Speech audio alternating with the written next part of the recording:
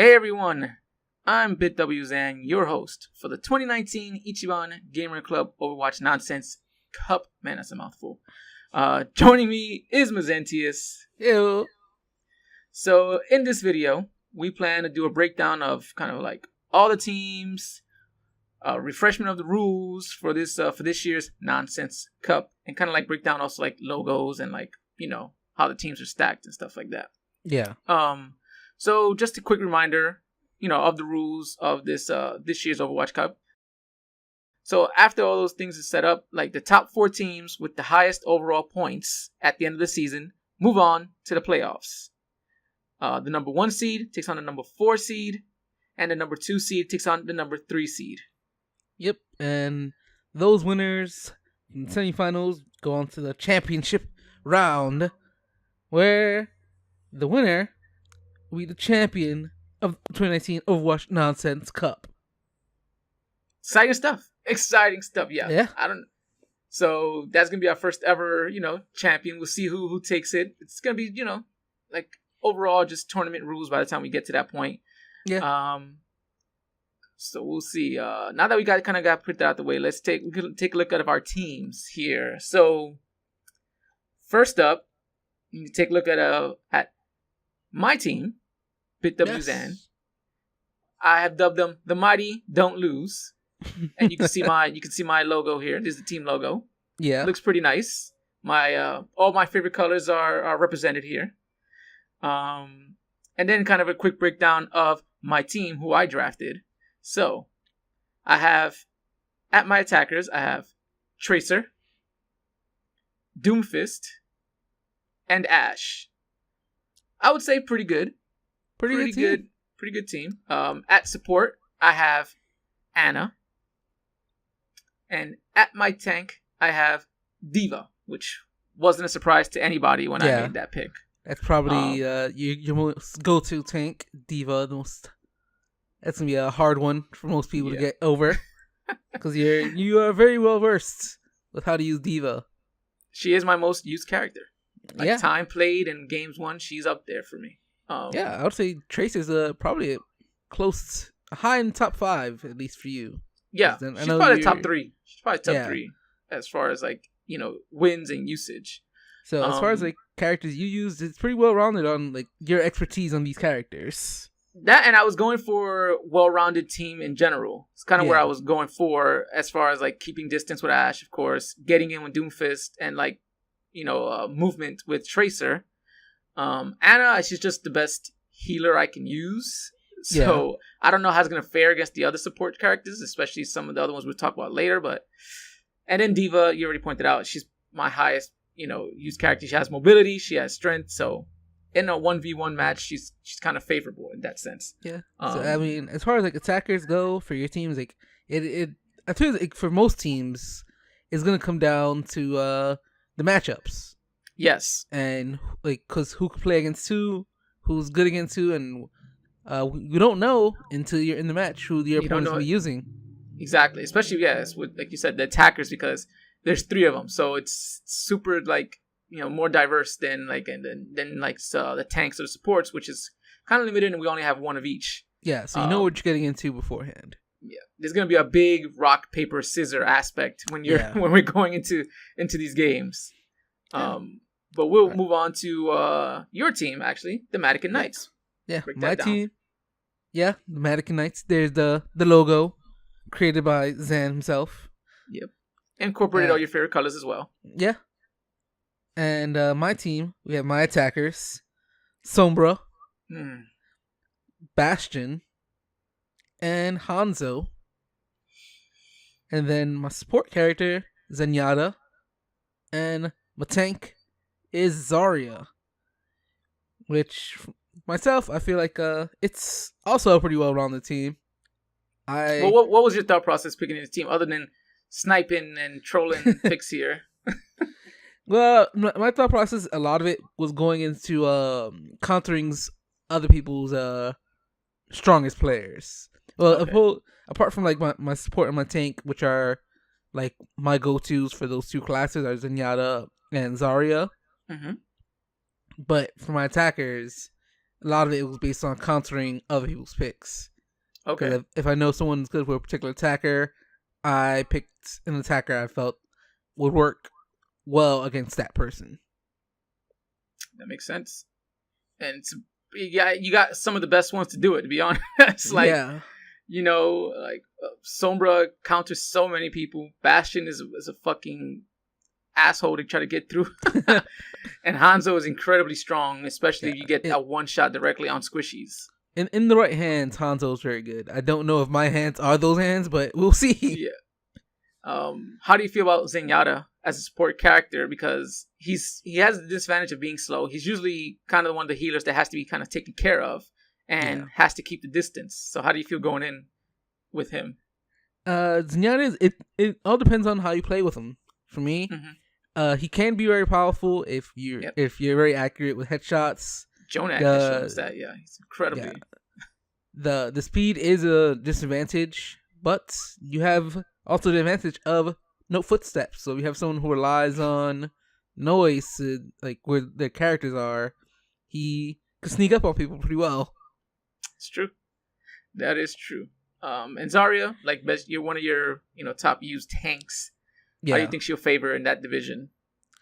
Again, I feel like this is like we talked about earlier. It's a game of matchups. So it depends on what tank I'm going in against and how well I can adapt to the person's playstyle. Exactly. But knowing myself, I mean, I'm very confident with Zarya, so I feel good going in with that one. Yeah.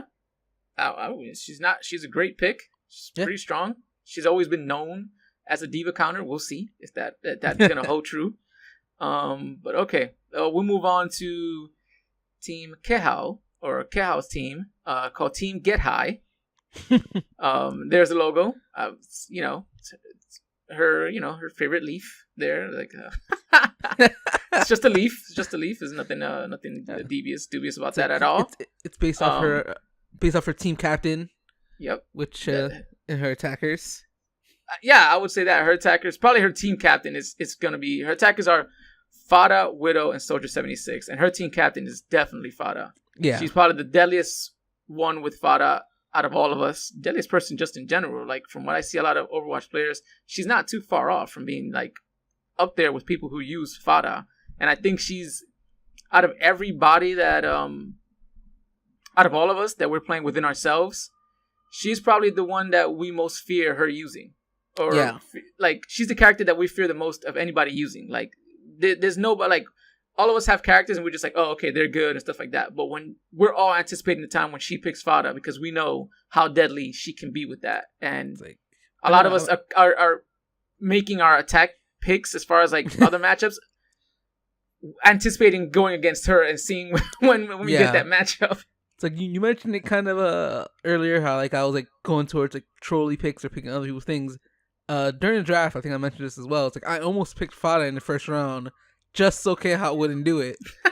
But that would have killed her. That would have killed her. Especially since she gave you the number one for some reason. Like that's the fear I had. It's like I almost gave up my number one pick to take away that pick. I think a lot of people were banking on trying to take Fada away. I'm not gonna lie. She might have been on my, even though I don't really use her that well, but the rest of her team, she has her support Lucio, and her tank Winston. So something I've noticed with Kehao's team, she hasn't really like confirmed this with me. It's just what I'm picking up from it. She has a lot of mobility with all her characters. That's true. They're all really mobile. They're all really quick, evasive characters. So I don't know if she intentionally went for this, because she did like strategize her picks. Some of them she wasn't able to get. She actually wanted Hanzo originally. Who's also a very mobile character. Who's also a pretty mobile character. So I don't know, subconsciously that's where she wants to be at. But that's what she got, and I mean, it does fit her playstyle, because knowing how she plays, she does try to be like in and out of battles. Yes, and get around people really quickly.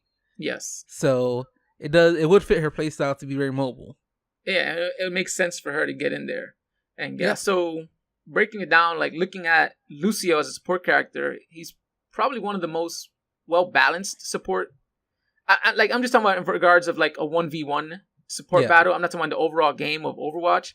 he's probably one of the most well-balanced ones because he has constant healing for himself. Like, all he has to do is just skate away and he can just continuously heal himself. He doesn't have to go chasing a health pack or anything like that. Mm-hmm. He has the speed boost, which is probably one of the best abilities in the game because he makes him incredibly quicker than any of the other support characters. His gun is pretty powerful, and he has the boops, which if you're on a stage that has cliffs, it's a dangerous situation to be in. That's what I would say is like when going against Lucio, he's probably one of the characters where the stage you play on matters a lot, because if it's a stage that's like has those edges or like the pit stage, it could be a very dangerous situation with Lucio around and just booping you into the holes or off the edges. It's not something I'm looking forward to, especially with characters who don't have as much evasiveness as say the ones that we do. Both of our support characters actually. So that's going to be interesting. As for Winston too, another really good like overall balanced I think tank. He has the health. It's not like his health is like 400. He has a decent sized health. His weapon, while not the strongest one, it's pretty good. Just like in far as like chasing other people, especially like slower. It takes him a while to bring down a tank's health, but over time he might have the advantage, especially with the ability to get away as quickly as he can. Yeah, that ability to get in and out is probably the biggest advantage for Winston. Because he can get in very quickly, and if he sees he's not winning the battle, he can get out of there real quick, and most tanks is going to take a while to catch up. Yeah. He has the shield to get away from you too, so even if you're trying to get hits as he's jumping away, you can pop that shield and use it as an escape means. So Winston will be one to watch out for as well. All right. Moving on. Our next team, we have Secret Kitty's team here. The Cult Kitty or the Kitty Cult, depending on how she's feeling on the day. Yep. Her attackers are Symmetra, Reaper, and Junkrat. Support is Moira, and the tank is Roadhog. This is a very dangerous team. Very dangerous team. So a joke of ours, which I think it really holds true, is we call Junkrat the God King. And Symmetra is God Queenish. She's there. Like, she's pretty good. Yeah. Reaper, I know he has some changes coming down the pipeline that it's going to make him God tier at this point. So her attackers are incredibly dangerous. They're probably the strongest attack lineup out of the whole teams like in our league right now. Yes. I'll say for the support, Moira is a very high damage dealing support character. It's true. So Moira can be very dangerous as well. That is true, and she has the ability of like never having to reload her gun. Like she doesn't have a gun. She doesn't. There's no reload there. All she has to do is lock on with that beam or with her that soul sucking ability. Yep. And yeah, you're in trouble. And if she throws that the damage orb or the healing orb, which has self healing. I know, but like as far as attack, damage output. Damage output. She can throw that and do the damage thing. I forgot. I don't know what that is called, but I call it the soul sucking ability. But yeah, like those two combined can take down. Like I said, it could take down a lot of like stronger characters, and we're talking about support characters here, so it could be a big problem there. Her tank, Roadhog. Slow. He has some disadvantages. He's probably one that has he's slow, but strong. That's I think his main thing. Is that he has good, pretty strong damage output. The other thing is he has to get in close to kind of use it. He also has pretty good survivability with that healing. That's the big thing that she has to kind of like capitalize on is like using the healing pack or using his what's he call it, like breathe in or take a breath ability, using it at like kind of the best times when it would suit her, because then it'll sustain her much more than if she just tries to like go all out and stuff like that. Like it has to be like using Roadhog would have to be the same way you use him while you're in an Overwatch match. You have to utilize the hook and shotgun well, and then the take a breath ability. And if she can like maximize those abilities, then Roadhog can go a long way. Yeah. From what I see from her team, though, a lot of it it's kind of the opposite of Kehao. Like a lot of them don't have as much evasiveness. I mean, Junkrat and Reaper can get out, and Moira, I guess, too. can like zoom away, not as far as some of the other people. But it seems like a lot of her characters rely on maybe getting in a little bit more. Her damage output relies on being more. Now, this is a very close range team. It is. Junkrat, Reaper, especially Roadhog as well. Moira, you do have to have there is a range to her thing. I mean, it's kind of like favorable a little bit distance wise. Yeah. Symmetra does have the beam that shoots out, but a lot of her damage does come from either using the turrets just plain out, or her gun, which ramps up after usage and stuff like that. So she does kind of have to get in, but there is some mobility, I guess you can add, because Junkrat can use the pancake bomb to get out of the situation. Reaper can use his fade in, fade out, or his transportation, and Symmetra has the teleports. So I wouldn't say they're necessarily a balanced team, but it's just they're really strong. They're probably more advantageous when they get in closer. It seems that's kind of the theme of her team is be in your face. They can get they got to be in your face to really do damage and stuff. Yeah. So we'll see, because I think overall her strongest class is gonna be attackers, but she's no slouch in the support or tanks either. And lastly, that brings us down to Minister E and his Sinister Minister 5, and we'll show his logo there as well. Pretty creepy. I like how he has just the 5, nameless bodies there, the entities that he controls. His attackers are going to be Torbjorn, Genji, and Mei. His support is Brigitte. And his tank will be Orisa, which kind of surprised us when he made that pick. Yeah. So let's break down the attackers first. So he has Torbjorn, which obviously it's a nuisance to deal with, because it's kind of it's like a 2-for-1 situation you got going on there. He can put the turret down, and with Torbjorn's recent changes, not that recent, but recently changed, his rework, he could just toss it all over the place and doesn't have to be there to kind of babysit it like he had to do before. So it makes him much more deadlier. Genji, always strong, has the mobility, can get in and out. That's kind of his bread and butter, getting in, getting out, doing damage from afar with his shurikens, and then popping that out where he can just ramsack through people, especially squishies. Mei, Mei's always been kind of the demon of Overwatch with the freeze ability, freezing you to death, or freezing you solid, and while she freaking puts an icicle in your eye. Yeah, usually a lot of if you're playing in a normal game against the Mei, you rely on the buddy system so that you're not getting frozen and exactly getting headshots of those icicles.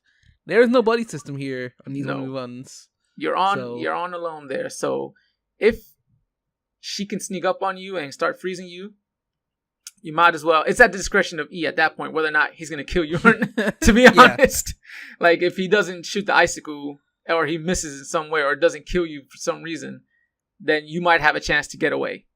And then if Mei is in a disadvantaged position, there's that wall to get away. The wall. She has her ice shell to There's a lot of things that even if you catch Mei by surprise, it'll take you a while to get to the creamy center.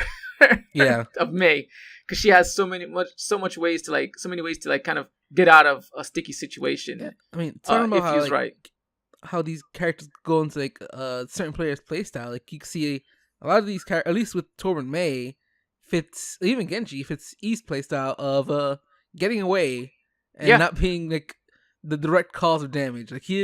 His whole playstyle is surviving. Yes, setting up. Setting up equipment to do the work for him while he lurks in the shadows in some way. So I agree with you on that one. Let's talk about Brigitte, because we talked about deadly support characters. Like Lucio, we called him kind of balanced. Moira, you said damage output, she can be dangerous as well. Brigitte is no joke. She's the only one with a shield. Yeah, she's a very, very powerful support. She is probably a character I feel can fit in any class. Maybe tank less so, but she's like a baby tank. She's the tanks of the supports for sure. She has the highest health, I think, out of all of them. Yeah. Plus, and along with the shield, she's really got good survivability there. She does a lot of talk damage if she can get in close to you with that Yes. mace.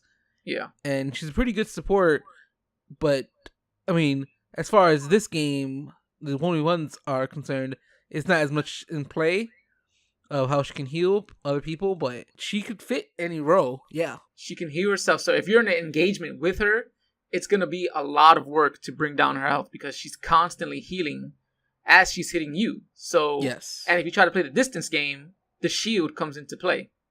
So she's going to be she might be like the top one for support right now. I mean, that's my guess. I can't see a situation where if E uses her properly or uses her well, he will be losing at all with support with this support character. So she's going to be one to look out for.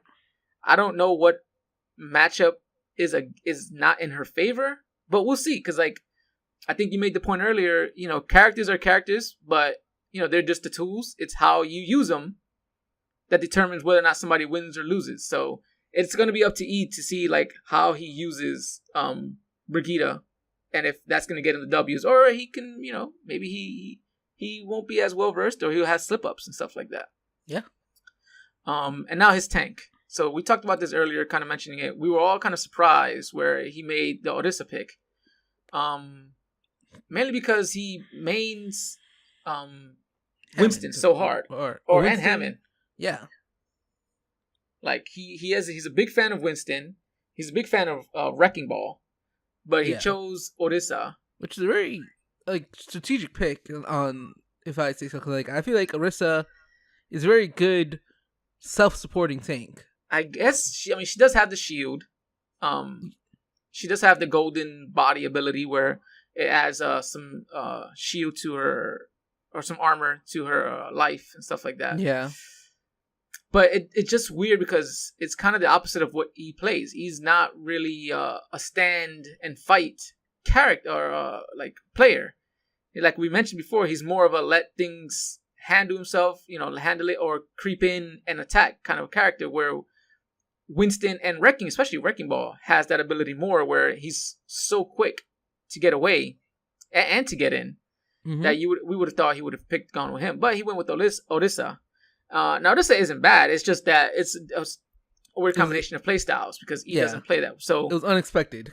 Yeah. So what to expect with Orisa is probably like, if you are playing her to win in a 1v1 where you don't really have to care about your teammates anymore, I don't see how the playstyle shouldn't be back against the wall, shield in front of you, and have the character try to come in on you.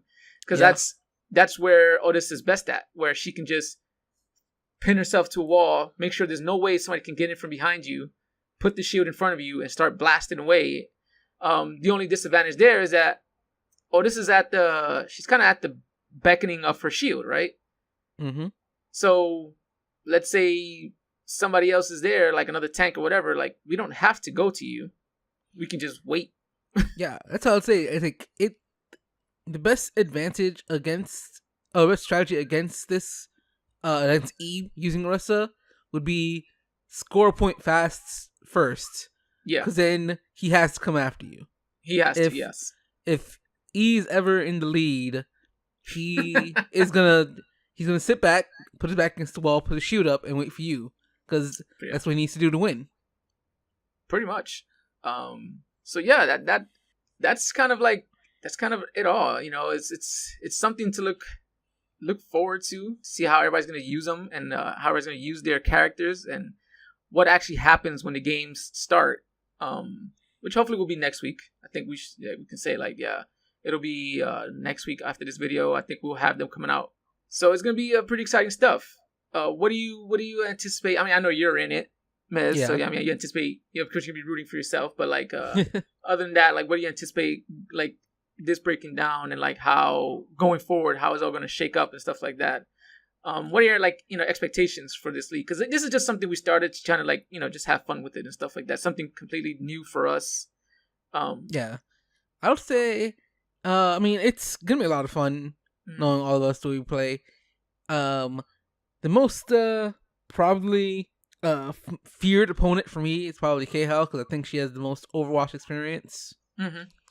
So going up against her for me is gonna be kind of daunting, especially since even though I played it first, I have the least experience. Yeah. But overall, I feel like it's gonna be fun for all of us. Yeah, I can echo that. I think we could be in for some surprises as far as like, who actually takes it and who makes it to the, the playoff rounds and stuff like that. But we'll see. Should be interesting. And like, I think the main point of it all is, yeah, it's going to be fun. That's why we named it Nonsense Cup. And it's not like anything too official or serious, because that's just not how we do things here. Cause like, we're not those people. We're all about the nonsense. We're all about having fun and like seeing where it takes us. But, that's going to be it for this Overwatch Nonsense Cup breakdown video.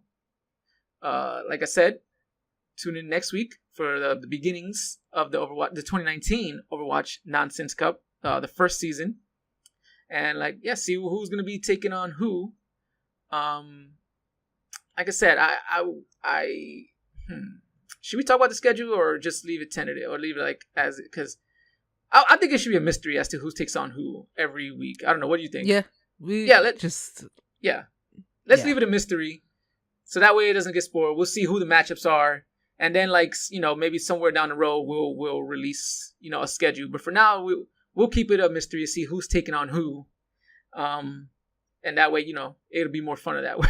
that way, tune in, like, subscribe, so that way you can keep on top of all this stuff going forward. Because we plan to do a bunch of these videos.